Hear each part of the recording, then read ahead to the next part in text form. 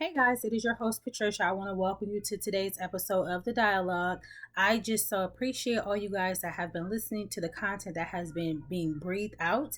As you know, our mantra is here is that we're healing souls one conversation at a time. So it is my hope that as God breathes this insight and revelation to me, that I convey it to you in a way that you can understand it. Share it with someone else. You guys digest it or just tear it apart and see what it is that you can gain from it to apply to your life to get a specified outcome. So, the title for today's message is going to be Suffocated by Hatred. And so, I was literally just frolicking around the house, doing some laundry, putting some clothes up, tidying up the dishes and things like that, making additional food for me and my daughter, like breakfast and things. And for a moment, I just started talking to God. Like, I have been doing a lot of content about suffering. I've been doing a lot of content about being, wrong for being treated and done wrong, like injustices when you haven't done anything wrong, or people lie on you or put false accusations on you. But the interesting part is that I'm really learning is that when a lot of people put false accusations on you, if you are a person that walks in truth, it becomes projection. Because as you walk in truth, and then if you're around that person, their projection is really just them telling the truth about themselves to you. However, they will put it on you as though it is you. And so that is something that I'm really learning. So when I'm around people, just try not to talk as much, be more observative, and just hear people confess to me who they are.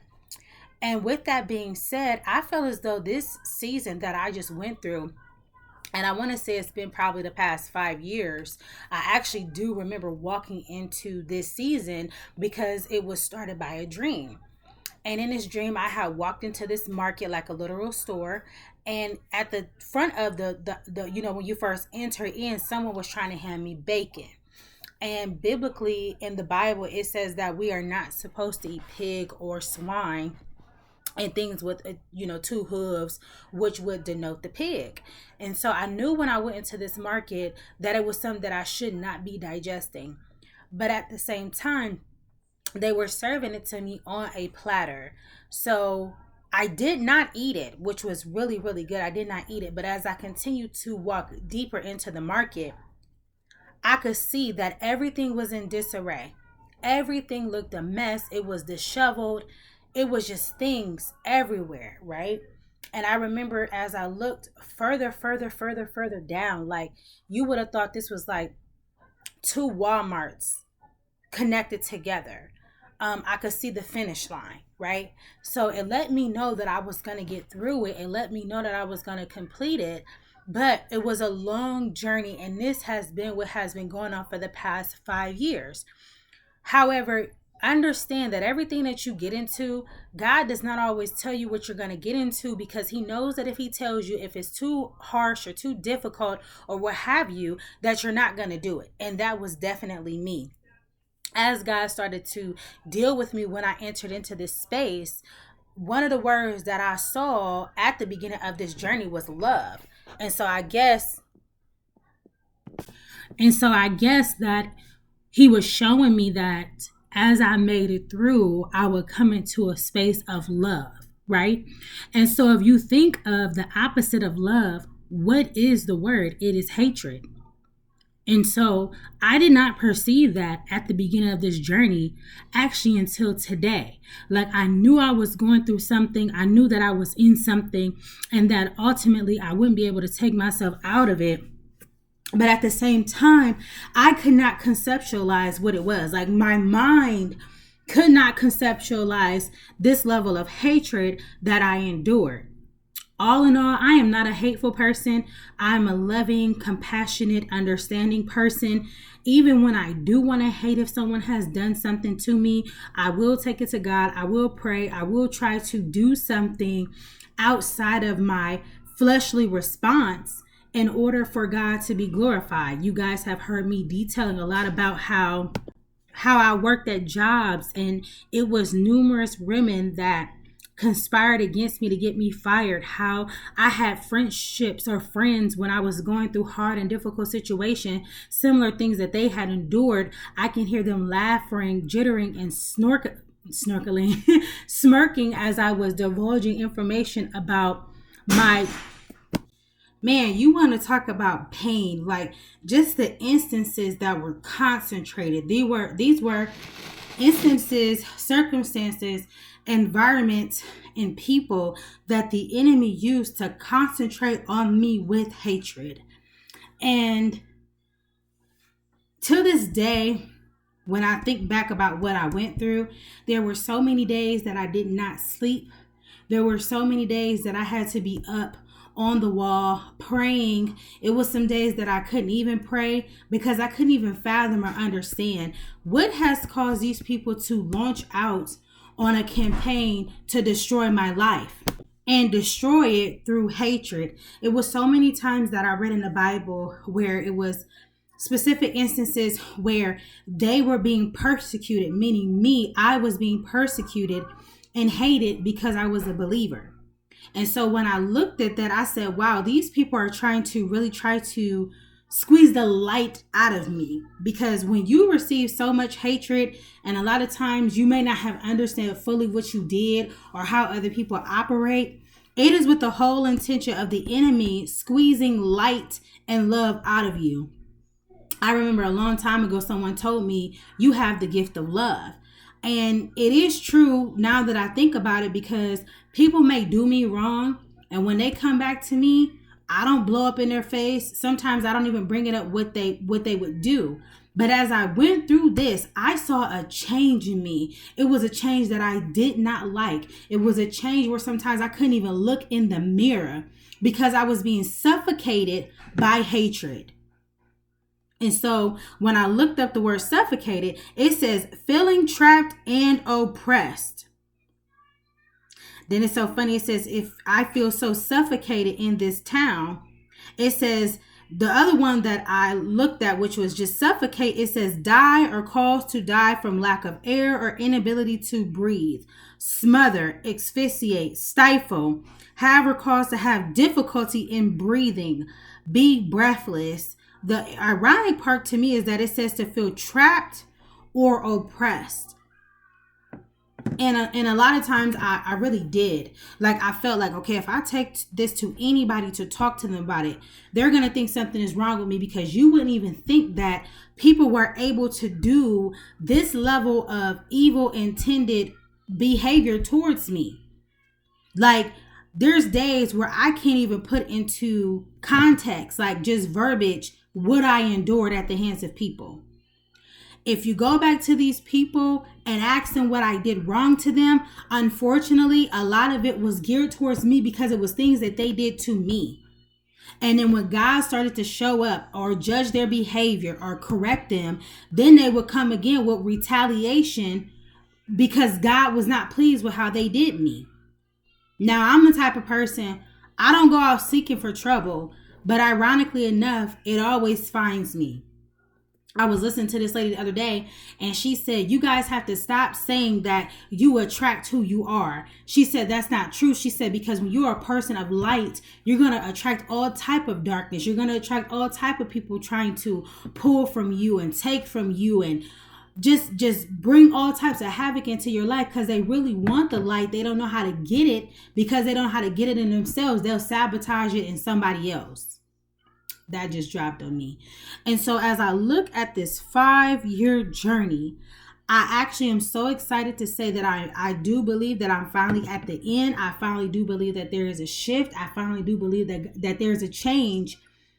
But it only came because even when I felt suffocated, like there was no one to talk to, even if I would go to another person to talk to them, they were also hateful. So it boxed me in and it isolated me, right? And that's where that trap part comes in.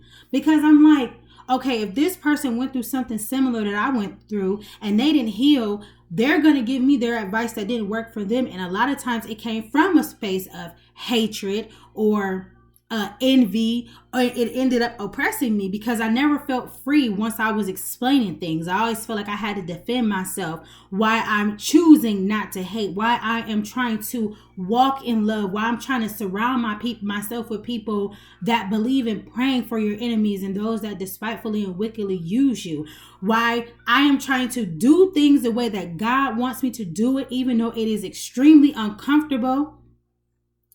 But ultimately, I was to the point where I'm like, I want peace and I want God to be pleased with me.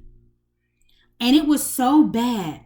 The level of hate that I received, it was like some days I would feel like, God, you don't like me. And I think that was the worst part of it, because it was so many people that hated me and didn't like me. It actually drained into my relationship with God. It actually made me feel like God didn't love me. And don't get me wrong, guys. It was people that were not saved. It was people that were saved. And I was looking for a place of refuge mentally, because it says, for one, confess your faults one to another, pray the prayer of repentance and confession, and then you will be healed. So not only was I getting smacked from the people that were doing it, I was getting smacked again from the people that didn't understand why I was trying to be the way that I was. But that dream eluded me for long periods of time. The revelation of what God was telling me I was in eluded me for a long time. Some days I couldn't even think straight. And it was because of the hatred. Now, when I looked up the word hatred, well, let me go back to this. The part that really hurt me is because it says, by this, everyone will know that you are my disciples if you love one another. Ironically enough, it says if. If is a choice. You don't have to do it. You don't have to love a person. But if you do, this is a way that people will know that you are disciples of the Lord. And so when I went through situations and I got judged and I got misunderstood, which resulted in people giving me misinformation through miscommunication, it was like they were missing the whole point of what God was trying to show us in the midst of the situation, which was I needed love, I needed compassion, I needed understanding. It says when your brother falls into sin or falls into an issue, right? You who are gentle, restore such a one, right? I never felt restored by people. And then if they did restore me, because of the town that I live in is so small, everybody knows each other. It was like everybody raised up against me. So I couldn't even go back to those places that were cool at first, because now they've talked to someone that may have known someone that I knew. And now it's just like there is no refuge. There is no safe place for me. And so God did me like he did Noah. He said, hey, shut in. He said, shut in. And I couldn't even understand it, because remember with Noah, God told him to build the ark. But he told him to build the ark because he was going to shut him in, because there was so much wickedness from the people that he had been living amongst. So God consecrated him, which means he separated him, because Noah was different from the people that was around him. For the life of me, I didn't understand that until actually I'm talking about it now. It was been so much hatred and so much unforgiveness. I remember telling someone that was close to me at that time, I said, hey, I'm in a battle with hatred. I'm battling against hatred, right? And so there will be times and instances, in order to not let this thing grow and fester in me deeply and take root. Don't get me wrong. People were sowing seeds. The enemy was using people to sow seeds. I would have to shift environments, like literally just take like a little road trip, whether it was 2 hours away, or I would have to go and get a hotel room in a different side of town.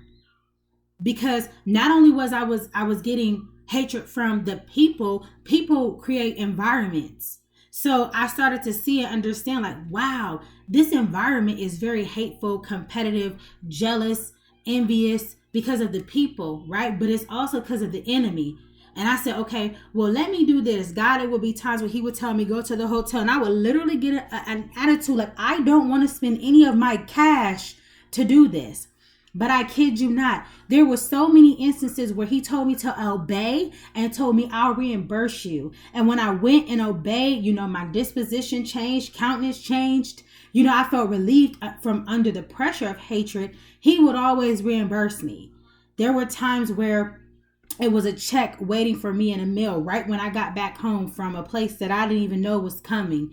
There would be times where there would be cash apps sent to me that I wasn't even expecting, right? And it was because of my obedience, because I was so determined not to become hateful.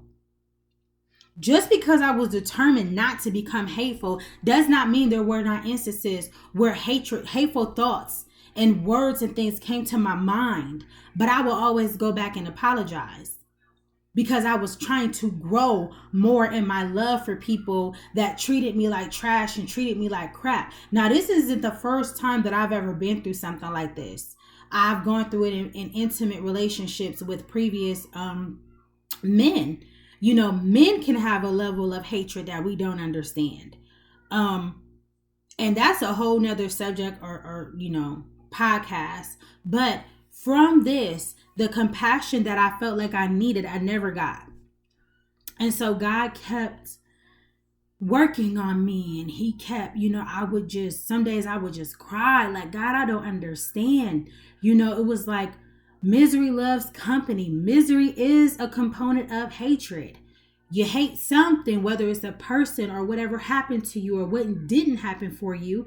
And so everybody else around you has to suffer because you didn't get what you want, which means there can be no light or any love around a person that is miserable. It agitates them. It makes them mad, and they feel like they have to cease it from existing. And so I was baffled. And I remember just, talking to God, just, about the trauma, desiring to be healed and pursuing healing and journaling and making sure that I did my counseling sessions and processing things that were uploaded, from people so that it wouldn't download into my mind and cause me to be hateful. It was definitely a fight. But last week on Friday, I felt as though God was showing me like, you're crossing over. You're crossing over. I had my last moment of being in a group setting and someone was very passive aggressive towards me. Like I said something, they took it the wrong way and started to shoot back comments and things like that. I knew what I said. They didn't understand what I said, but I was to the point like, hey, if they don't understand, maybe they'll get it later. Let me go ahead and apologize because I don't want to offend her because she's obviously in her emotions and it's not processing correctly. But the beautiful part about it was that the passive aggressiveness didn't do anything to me. It didn't cause me to react. It didn't cause me to want to lash out at her or cuss her out or go off on her or act out of character or in my flesh, which was a beautiful feeling. It was amazing. And then the other day I was at the market. You know how sometimes when you're driving around looking for a parking spot, it was really congested in this area. And the young lady was walking by my truck. And when I looked over, she's cussing and going off. And I just looked at her and I was like, oh, okay, whatever. You know what I'm saying? Because it was funny. She wasn't looking directly at me. So it was like, okay, you're not talking to me. But she was passively, aggressively talking to me. And I'm just like, okay, Lord bless her. So as I stated, I was not moved. And I believe that is the point where God is bringing me to through this journey. When I was a little girl, I have finally determined they have a title. It's called a highly sensitive person. And I remember just being a little girl and I was very sensitive to environments around me so much that, if I went to an environment that wasn't comfortable, my nerves and my stomach would start hurting. It would feel like a tummy ache, but it was not. It was my nerves that were uncomfortable. Sometimes people just made me uncomfortable. But now I know that I'm older. It was their disposition. It was how they felt. If they were hateful, they made me uncomfortable and it made me not want to be around them. Like, you guys know, when you used to go to high school, they used to roast you, bust you down, talk about your clothes and talk about your shoes. Even though I never had that problem, I did not like school. Like, I liked the educational part of it.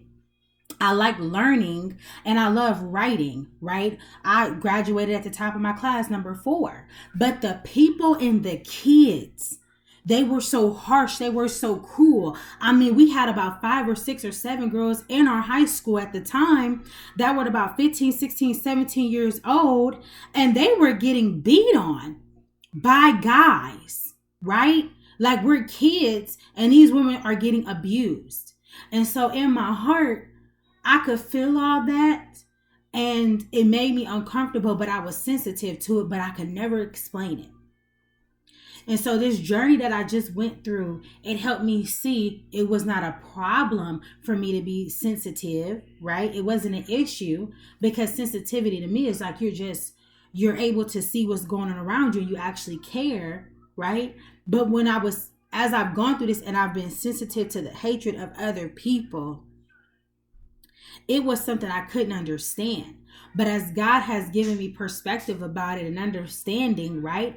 People will literally hate me and not like me for no reason, like me, but it's all because of the God in me. So now I can literally say that when I was a little kid, and I was trying out for cheerleading practices and the coaches would treat me harshly, and I would go to different functions and parties or things like that and people would treat me awkwardly. It was not me, because as a kid I wasn't doing anything. When I went through different issues with my family and I was targeted because I was telling the truth, it had nothing to do with me. It was the God in me that was raising up. Now that I look at it again, this last season that I went through with all this hatred, I am starting to understand.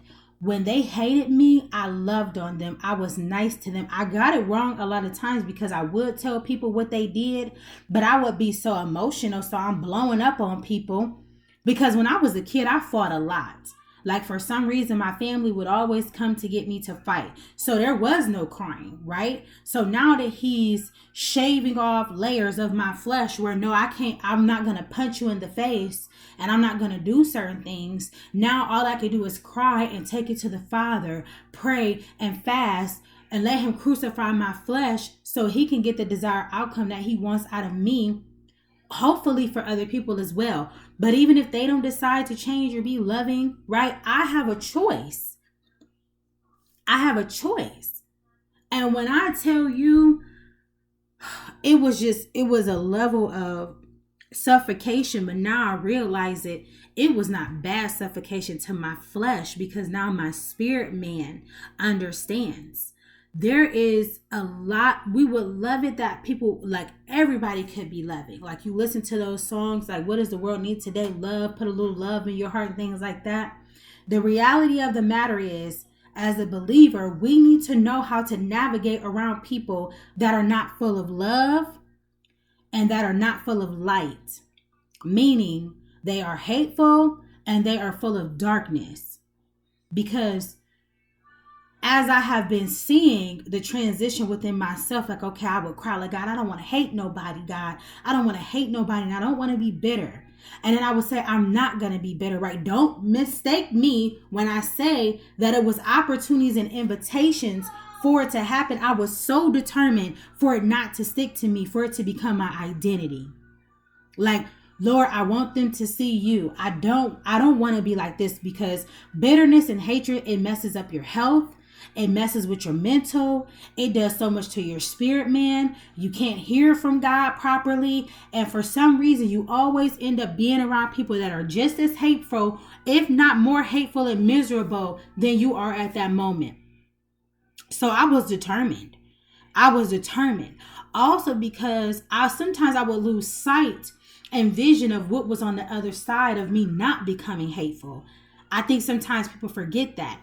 If you do participate in hatred, if you do hateful things to other people, time and chance happen to all of us. And it says, leave room. Vengeance is the Lord's. So as I was going through these situations, sometimes I would just want the people to stop, like, hey, just leave me alone. You know what I'm saying? There's certain things that I have to do. It was times where I wish I didn't have to do it. Like, working at a job and them conspiring for me to demote myself. So they raised 4 different women up to call me and act like they were friends and in my corner and things like that, only to try to use that information or gain privilege to turn it against me as though it was bad. The interesting part, though, was that the thing that irritated them the most was that I was a believer and that I talked about the Lord. And I knew instantly, I said, that's a level of hatred, right? So as I'm walking through, right, I'm getting issues from landlords. I'm getting issues from the job. I'm getting, issues from relationships and friendships and issues with things going on with my child, right? All these things, it was so much hatred. I would go to the doctor and the reception lady would just be full of hatred. Like, Lord, what is going on? Now I know and understand it. And listen to me. If you are somebody that is suffocated by hatred and it makes you uncomfortable, you have to know and understand it would make you uncomfortable if you were like it, if you were in agreement with it. And that's the good part about me, is that I could see I was not in agreement with hatred. I didn't agree with the bad girls club when 3 or 4 women would gang up against one woman. I didn't agree with people dogging people because they made a mistake. And that in itself made me more of an individual, more determined to be dependent on God, to stand for the right things. But it's beautiful because I'm not in agreement with that. I'm not in agreement with a woman hating her child's father. I'm not in agreement for jobs oppressing people. I'm not in agreement with daycares not doing what they're supposed to do when they're paid to do it. I'm not in agreement because it all leads back to oppression and trapping an individual. And we know that God does not want us to be hateful, even if we receive it. God is love. He is for love. No, do not get me wrong. He is for correction and he is for chastisement. But even when he does that, those are components of love. He is also a God of judgment, which is chastisement and correction, because he's judging you to change your path. And so when I think about all of this, so happy to see that I did not connect with hatred, that I was not in agreement with it. So happy that my heart has been elevated above all the plots, the schemes, and the plans, because it's never about what they're trying to take from you or what they're trying to do to you. The enemy wants that seed to set up in a person's heart. And then once they're hateful, it's hard to get anything in there. It's hard to inspire them. It's hard to help them increase in their faith. It's hard to help them to be optimistic. And inevitably and unfortunately, it is hard for them to connect to God in a proper and healthy way. When I looked up the word hatred just a couple seconds ago, it says intense dislike or ill will. Now that last part, ill will, I had a lot of people that had ill will and ill intentions towards me, and I knew it the whole time because God was showing it to me, and that's what was doing something to me. I would wake up, I would get on my prayer, or I would lay prostrate. I'm like, okay, Lord, what's on the heart today of the Father? And I will open up my scripture, and it's either Elijah running from Jezebel, or it's Job going through something because of Satan, or it's Jesus being crucified in his flesh, or it's Judas betraying him in order for him to get crucified. David running from Saul. Like all these different instances. Joseph being put in the pit by his brothers. If you notice at the beginning, it said extreme dislike. No, it said intense dislike. And then a lot of times it results in a person having ill will or intention. It also says loathing, hate, detestation, meaning they're just detested by you, dislike, distaste, abomination, resentment, hostility, ill feelings, bad feelings, enmity, bitterness. That's one of the ones. Disgust, contempt, repugnance, and disrelish. And of course, we know the opposite of these will be love and liking. So I want to tell you this. If you are somebody that battles with hatred in your heart, if you feel like somebody has done you wrong and your intentions is to show in or prove them that they were wrong by doing something to them that is not healthy, God is not pleased with that. God will never set you on an agenda to destroy somebody's life, to make them pay for something you feel like they did wrong. It says, leave room. Vengeance is the Lord. He shall repay. We do not take instances into our own hands, because trust me, there were times we all can be sketchy, right? Somebody do us wrong. Sometimes the enemy will start thinking of, making you think of your counterattack. And God just kept saying, rest in me. Rest in my ability to be your God. Rest in my ability to bring vindication and retribution. And that's the word that he just kept putting on my heart for, I want to say, the past 2 weeks. Retribution, retribution, retribution. And I'm like, okay, Lord. So I would get out and try to do something else during the day to take my mind off of it. But then again, it was there again. And so, at the end of the day, when I really sit up and think about things and how God put me in this, and it's been 5 years, 5 years of just excruciating mental and emotional and psychological pain, my heart goes out to the people that were at the hands of it, that conspired and put things together that they thought God didn't see, because he was working with me on my love. He was working with me on my love, pressing me through with love while he was allowing them to do what they wanted to do. But I crossed over. I don't hate anybody. I don't wish any ill will on anybody. Now I can literally, as I did before, pray for my enemies on a whole nother level. And now I understand what some women go through and endure in specific situations. And so what God intended ultimately came to pass. Not from any help from the people intentionally to help me, but just because of the evil, which is Genesis 50:20, that which you meant against me for harm, God worked it out for good.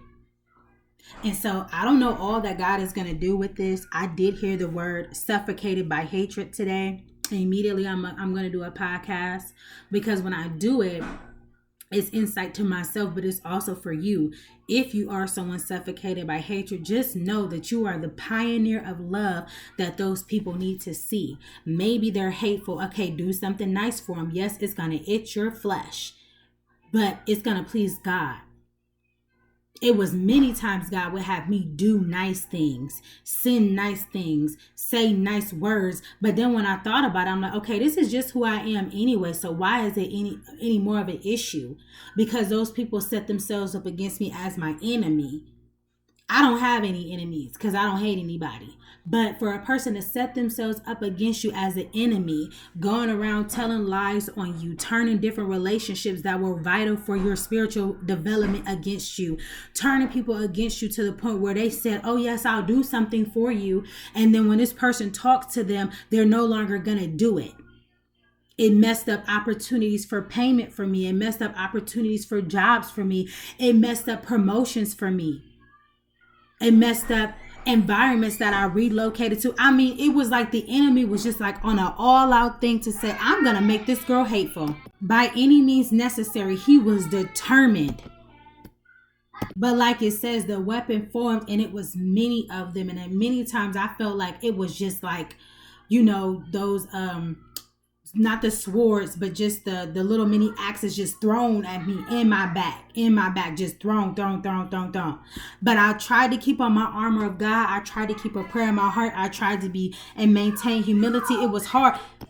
Nevertheless, and guys, excuse me, my little one is just up. She's always excited. And so I try to come into a little corner of the house and she found me. But nevertheless, God is faithful. For God so loved the world that he gave his only begotten son, that whoever believeth on him shall not perish but have everlasting life. But when you take that up, even prior to me taking that up as a kid, I've always dealt with people that were hateful. And so that is an opportunity for you to be God's ambassador in the earth and to share love. No, you don't have to people please, but you do have to be obedient to God, and know you don't have to sell your soul in an aspect of you want people to like you so much that you do things and say things. And don't get me wrong, it was a lot of times, it was a lot of confusion, because sometimes the people would be nice. I'm like, oh, we cool. And then it'll flip right back. I'm like, okay, God, this is too much. But ultimately, I have peace. And I'm going to say this is when you're going to know that you're healed about something, because you're going to have peace about it. Like, I don't think about all the things that happened to me as much anymore. I'm really determined to fully heal so that I could use it as a testimony to let people understand and help them understand. You can forgive. You can also forget, because God will blot it out of your memory. But if he does call it back to your memory, he's going to use it as a testimony to impact somebody's life for change. Meaning to help transform their mind about how they think about something, or they deal with something, or their responses and actions and behaviors, even words. And so that's where I'm at. I'm not looking so much at how much I got beat up on by words and emotional and mentally. I'm looking more like, okay, God, are you pleased with me? And so that has done my heart like justice. Like this morning when I woke up, I was reading, I think it was Genesis 34, and it was talking about this young woman. They moved to this town, and she was sexually violated. She was raped by a man, violation of the sorts, which it definitely was. I'm not going to belittle it at all. And then when she went back to her dad to tell her father, he didn't do anything. He didn't help. He didn't stand up for her. He was more concerned about his reputation. And so when the brothers found out, they stood up for her. And in the text of the Bible, they slaughtered these men. Well, first they had them circumcised, which means that they made it to where they were handicapped and wasn't expecting it. They said they would offer her in marriage, but it was literally just to handicap their opponents. And once they got them to the point of a tender place, they slaughtered them. And, unfortunately, the father was not concerned about her and what had happened to her. He was concerned about himself. And so at first when I was reading it, I was like, okay, well, God, it was saying that God wasn't, pleased. God wouldn't have been pleased because it was corrupt. But once everything broke out, the last part that I read was that nothing happened to those sons. Well, actually her brothers, because they were avenging her. Because she was done wrong and she was treated bad.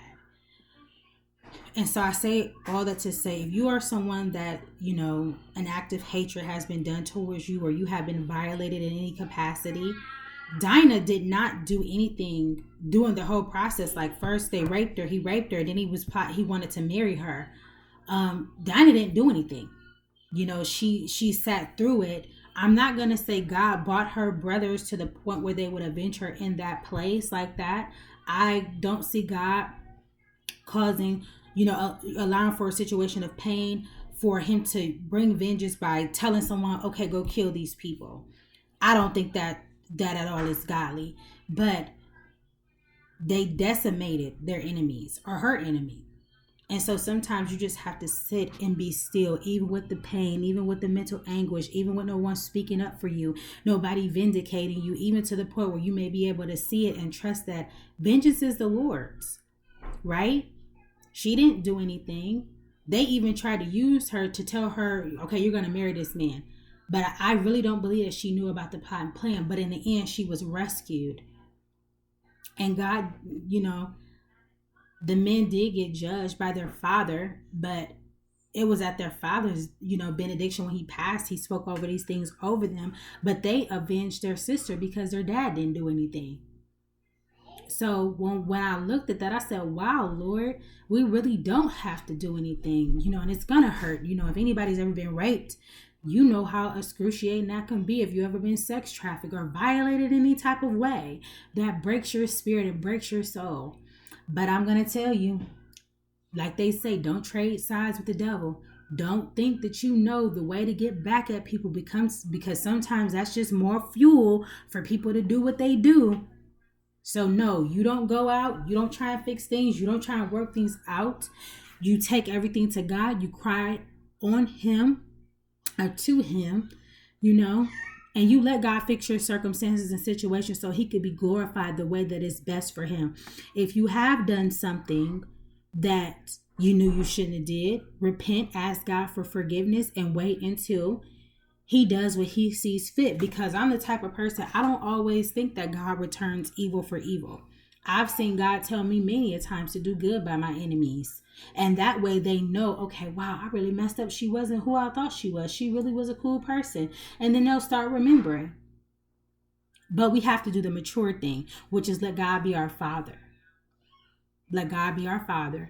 And no matter how long it takes and the time that it takes, that does not mean that God is not going to act. That does not mean that that person's or those people are even getting away with it.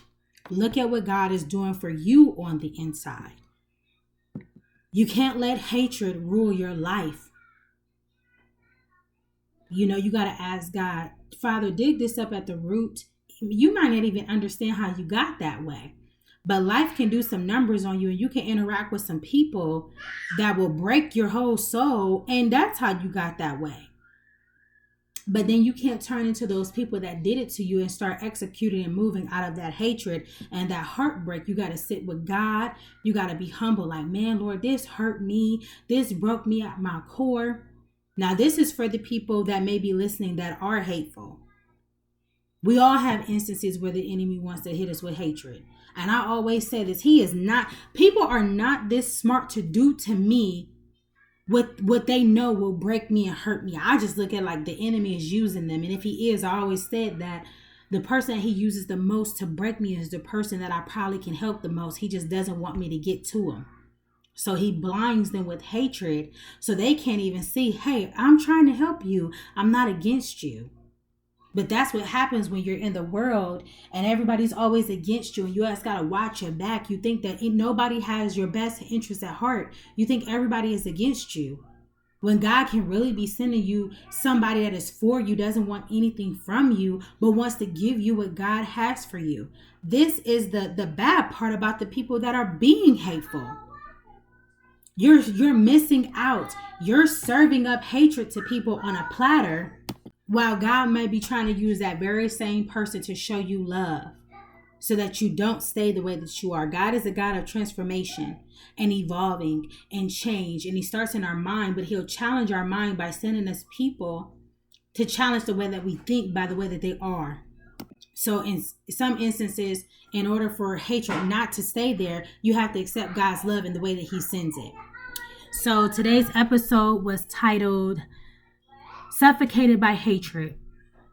And I wanted to get this content out. Of course, you hear my little baby in the back, so I do apologize for that, but you get the message. Make sure that you share this with somebody. I hope that it inspires them. I hope that people start thinking about the way they handle people, behave. Is it from a place of love or hatred? And if it is from hatred, ask God to fix you, heal you, and remove that out of your spirit. As you know, our mantra on this show is that we're healing souls one conversation at a time. So I appreciate you. You can leave feedback or you can follow the podcast for more episodes. Either way, we'll be back with more content at a later date. Have a great day, guys. Bye.